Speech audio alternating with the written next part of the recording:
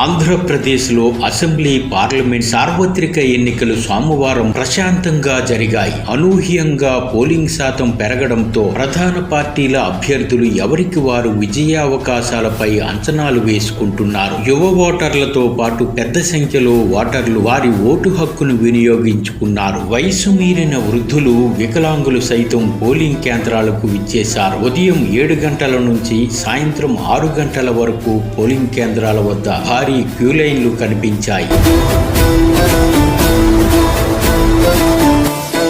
ఓటర్లు నిర్ణీత సమయానికి కేంద్రాలకు చేరడంతో క్యూలైన్లు పెరిగినా రాత్రి 8-9 గంటల వరకు ఓటింగ్కు అవకాశం ఇచ్చారు. ఓటు హక్కు వినియోగించుకోవడానికి విదేశాల నుంచి, ఇతర రాష్ట్రాల నుంచి పెద్ద సంఖ్యలో ఓటర్లు తరలివచ్చారు.